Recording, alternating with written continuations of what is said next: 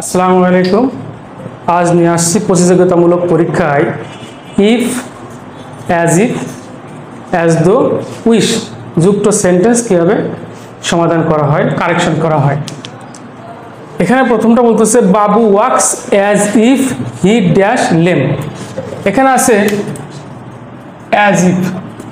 As if থাকলে if, as if, as though, wish যুক্ত বাক্যে বি ভার্ব সবসময় হবে ওয়্যার, আর অন্য কোনো ভার্ব আসলে তা হবে পাস্ট ফর্ম। বি ভার্ব হলে ওয়্যার আর অন্য ভার্ব হলে পাস্ট ফর্ম। তাহলে এখানে অ্যাজ ইফ আছে, দেখি এখানে বি ভার্ব, এটা এইটা এটা বি ভার্ব, তাহলে আমার এইটা answer were. If I dash a king, এখানে বি ভার্ব বসবে, এম বি ভার্ব, কিন্তু ওয়্যার খুঁজ দিবে কি, এম ওয়্যার নেই, এটা ওয়্যার, অ্যান্সার এটা।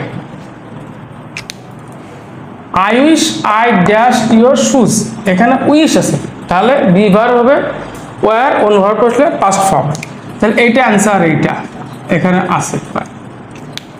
হি speaks dash he were a scientist, were আছে, ওয়্যার থাকলে এর আগে এখানে হবে কি, এখানে হবে if, as if, as though, wish, তাহলে এখানে অ্যাজ ইফ আছে, তাহলে এইটা answer. I wish you dash the problem, তাহলে এখানে উইশ আছে, তাহলে এখানে হয় বি ভার্ব, নাহলে অন্য কোনো ভার্ব হলে তো পাস্ট ফর্ম। এখানে হ্যাভ আছে, শ্যাল আছে, কুড আছে, ক্যান আছে। Have present form, shall present form, can present form, শুধু কুড পাস্ট ফর্ম, তাহলে অ্যান্সার হবে এটা। তাহলে মনে রাখতে হবে if, as if, as though, wish যুক্ত সেন্টেন্স বি ভার্ব হবে ওয়্যার, আর যদি অন্য ভার্ব আসে তাহলে সে ভার্ব হবে পাস্ট ফর্ম, যে এখানে যেমন এখানে কুড আসছে পাস্ট ফর্ম। আগামীতে আরেকটা ভিডিও নিয়ে দেখা হবে।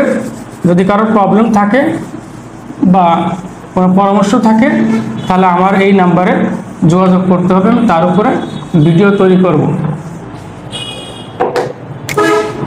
01620839945 আর ইউটিউব চ্যানেল এবং ফেসবুক পেজ একই নাম, Farid sir job special, SPECI special. দেখার জন্য ধন্যবাদ।